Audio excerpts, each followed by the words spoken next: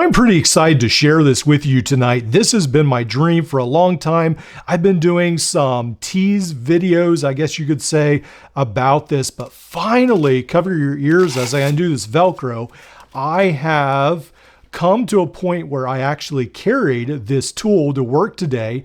Affectionately, I'm calling it the Leatherman Amp instead of the Leatherman Arc, and I'll show you why in a little bit. But this has been my dream of an extra heavy-duty Leatherman, and it's sort of come to pass. It's sort of working. So it's not perfect. We'll get into some more of the details, but very happy. All these long tools in the handle. Very, very cool. I have a lot more ideas of things I'm going to do for it. So let's get started. So this is a Leatherman core. I have gutted it. I have expanded some of the handles. The product is this right here. I have married essentially two tools into one. Now what I have is I have a Leatherman tool system that can accept a full-size wire stripper. So this has been my journey to get a tool that has an excellent tool set in the handles, also a great wire stripper. Not only that, but I wanted something that I could essentially turn back, use it with some more normal size pliers, have some alternative options. Now with this one also, if you wanted to go out, let's say hunting, you needed stuff to maybe clear the path for maybe a tree stand or something like that. There is an option right here where you've got some really heavy duty cutters right there as well for gardening or whatever you want to do. Then for just around the house, there are scissors as well that come in very handy. So I use these outside a lot. Now I have a system where I can use these. And then there's even these right here. So there's all kinds of options for this plier head system. So I love that you can do that now with a Leatherman tool system. So let me show you how I've got this far. Then I will tell you about the rest of the journey of this tool. So one of the first things we need to do to get to even this point right here is you need to actually go on to Amazon or AliExpress again, buy this kit. This is the 5-in-1 plier head kit. I'll leave some links below. Now it does come in different styles. So you can either, I think this is the new style right here with the red handles. The difference is that this new style actually has a spring underneath. Usually I don't like that, but I said in a different video, I had one of these almost gunk up or rust up internally. You can't service the spring once they do that, so you essentially need a new plier head. So I am actually in favor of the newer style of spring-loaded plier heads. So you go ahead, you grab a kit like this, then you have to figure out where you want to cut the handles off. So for instance, I haven't quite finished this right here. I'll probably do a little bit of it in this video, but I need to grind down these handles a little bit, but I cut these off so that they can actually fit inside the Leatherman core handles. So one of the first ways I actually did was I tried to cut the holes first. So I took a Dremel. I went ahead. You can see how when you cut with the Dremel, you can cut off the rubber. So I did that with the one handle and I did it lengthwise and I was able to get the handle off that way. So I decided to start drilling a hole, but I do not have a drill press, which I see that I need more and more. So I actually cut the hole a little bit too crooked. So thankfully I had two other sets. So I actually pulled out this set right here and I started going to work on that one. So let's go ahead, jump over to the work table. So the next step is we have a tool, something like this right here. We have to figure out how short we want it. So the next step is really to disassemble your Leatherman core. Now the Leatherman core, why I pick this is because it is the widest Leatherman at the end right here, where you will put it around these metal pieces right here. So the super tool, actually comes to a much finer point, but the Leatherman core, you can actually, it's very wide once you take out the Zytel inserts. So how you take this apart is, you need something from like the multi-tool parts store. They make a flat version of this right here. This is an older version I got, but they all work the same. They've got a wrench. You need 2 of them, and then they take apart these pivots on the Leatherman core, both the top and the bottom. So I went ahead and I took all that out. Then I was able to measure from the bottom right here. It sort of fits into place. So you've got 2 different measurements. Obviously, this right here is the bottom where you have to be below this point. So I knew I had to be below the point where these replaceable pliers, wire strippers, cutters fit in. So I went ahead and I figured, hey, well, somewhere sort of around here, I would get just below there. So I went ahead, started drilling. The process didn't go so well. So what I found was I was sort of lopsided. So I went ahead, started drilling through there, got lopsided. Now, what do you use for drill bits? Well, glad you asked. So I've talked about this before, but these tile bits, glass tile bits, ceramic, they work extremely well. So I actually got some new ones at Harbor Freight just recently, and they just sort of slice through the metal. These are some of the best ones. I mean, either one you find. So you want ones that are like carbide tipped, but these work really well. So very happy with those. So they slice right through. But what I figured is, hey, I sort of messed that hole up right there. I'm going to do things a little bit differently with the next one. So I figured I would cut it off first, then I would try to drill later. So now you need to cut through. Now, with this one right here, I took the handle off because I wanted to see what it looked like. So I took a Dremel essentially, cut up and down, well, just on the one side of this, and took it off. So this is obviously just the bare metal. Then it has a plastic insert on here. Now the Dremel I'm using, or the Dremel type tool I'm using, is actually this Wind rotary tool, which worked fantastic up until this project, where unfortunately something happened. I had a lot of slipping with the cutting wheel. So either the cutting wheel, the shaft right here has gotten too small to fit in here, or my Wind rotary tool has died. So I'll have to figure out before I do too many more projects how to fix that. But this Dremel, this is actually a Dremel quick change right here, and it's supposed to fit into these tools. So it works really good where you can just change these blades right here. So I really like that. But again, it didn't work that good this time. So this, I think alone is about $20 or so. I paid about $20 or $30 for this rotary tool right here alone.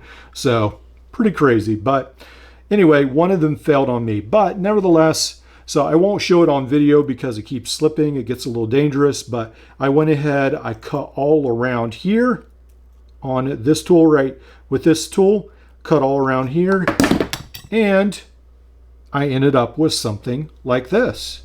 So once you've got this tool cut off right here, again, it's not perfect, but you've got some extra metal you're going to need to cut down later, but you need to make these hole slots. So with that, again, all I use, very primitive, I just use my Milwaukee. Actually, this is a 12 volt with one of those glass tile bits, sort of carbide tipped, I think they're supposed to be. I went ahead, lined up again the Leatherman core handle, saw where I was supposed to drill, and I literally drilled through the first one here. Then I went ahead, measured on the other side, and I measured the other one. Now, for the one side is actually a lot looser than the other one. So the one side was a lot easier. And then for this side right here, it's actually a lot thicker. So I had to widen these handles. Actually on the core, they've got some where the sides are rolled. I had to grind those off, actually bend these handles right here, and then get them to work. So then I actually ended up using some I use some clamps actually to get these handles to be somewhat straight. And then sometimes what I use, again, when I need to mark something is actually this little like diamond bit. So this has come in handy a couple times where it can start the process on the metal, and then you can go ahead and use one of the other bits later on. So I went ahead, drilled those out. Sort of a time consuming, again, you're just drilling right into here. So you just keep going until you get through, until you're done.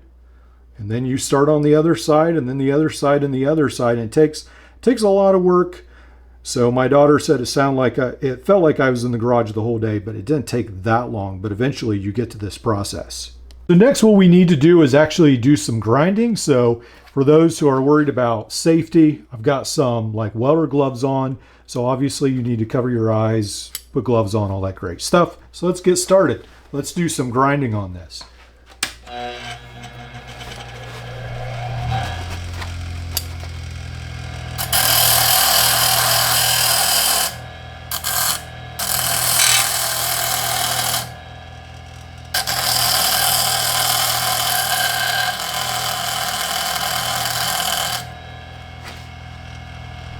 So now that we've got the bottom looking a little bit better, a little bit more trimmed up, we'll go ahead, put the Leatherman core handles on, trying to see if the long implements in the Leatherman core will be able to fit in the handles without hitting this at the end. So we'll do that next. So I've gone ahead, put one side of the handle back together, but what I'm finding out is that this file, one of the long implements, is basically grazing right against the bottom of this. So unfortunately, we'll have to go back to the grinder, do a fair amount more grinding, come back, refit it again. All right, so finally, after taking this back to the grinder again and again and again and again, I've actually got it so the long implements actually seem to line up in here. So they actually don't seem to hit this pivot anymore. Of course, I could have ground some of them down, but whole point of this tool was actually to get a lot of these long implements in here, also have the multi-head as well. So now the next project is to put the other plier handle in and all the implements in, and then show you the finished product. So after some of the footage you just saw, I was devastated because after working hours, maybe 6 hours on this project, it was about 11:30 at night. I actually cut off too much to some extent where the tool wasn't working right. So in these handles right here, I cut them down so there would be room for these long tool implements to slide past. So I kept grinding and grinding. I got to the point where actually the handles were falling over on this side, the piece, this part right here, and there wasn't enough of this piece to catch onto it to bring the pliers back together. So it was just flopping. So I was pretty devastated. I stopped shooting any videos, went inside. I just sort of gave up. But a couple days later, I realized what the problem was, that this handle somehow I had drilled in. This one was a little bit above this side here, so it wasn't catching. There was a gap, and that gap was allowing it to fall past that handle. So what I did was I actually searched in my parts bin and I found this. I cut this in half, ground it down on the grinder a little bit, and slipped this in down here so that now it is wedged in under here. You can see it right there, almost acting like an extension of the plier handle. It fits in there so that now it actually works really good. So again, I took this to work today, seemed to work really good. Now it's not perfect. Again, I do plan to make another version of this from all the things that I've learned, but as a prototype, sometimes you need to learn those lessons. So I plan to buy a drill press. I realize that's one of the big things I learned from this. It's very easy. I got some of these drilled crooked, so I plan to buy a drill press. I've needed that for a while. It's time to get it.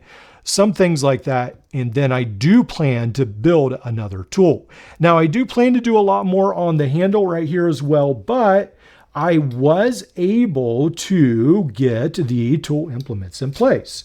So on here, pretty much just standard. I used what was already in the core, just put it right back in. So nothing that special there on the other handle as well. But one of the things I did run into was that the sides, once I took out those Zytel or whatever, the inserts, like similar to plastic, but a little tougher, is I had extra space. So you do have to account for that. You have to put some extra washers. On the other side, I sort of ran out of washers. So I actually found some brass washers at my local Ace Hardware store. So very happy about that. They may get in the way of the lock a little bit, but it seems to be working okay so far. So pretty neat. These were 27 cents a washer. So not too bad. I bought, I think, 10 washers for $2.70 or whatever that would be, but not that much. So that actually worked out pretty good. So all in all, very happy. I've got this to the point where the tools are all in the handle. I can use the tools. So even the longest tool right here, I can take out. So for instance, if I wanted to use the file, I could go ahead, take this right here, and then see how that closes, and then you just use the file. So it's fairly similar to how you use a Leatherman. You've just got a little, maybe a 2-inch extra extension on the end. So then you just use the file, it's locked into place, you're good to go. But again, in the future, I plan to add some extra tools. I have some pretty cool ideas about what I want to add in these handles, and I will keep you updated. Now, before I go, I did want to mention that the sheath I was able to use was the sheath for the Leatherman mutt. So not too much modification. I had to rip out the bottom so that the plier is able to stick out the bottom. Then also I found that this front portion for the bit driver and so forth works really good to hold extra heads for this tool. So then you go ahead, put it in like so. Then it catches right there where the head is. It doesn't go any further. I did have to add some extra Velcro spots to the back. And then there we go. And it worked very well in the belt. Again, it's a little bit heavier tool, but I've been wanting a tool that's just a little bit more capable than my Surge. Pretty happy with this. We'll have to see. It's still in testing. We'll see what I find out.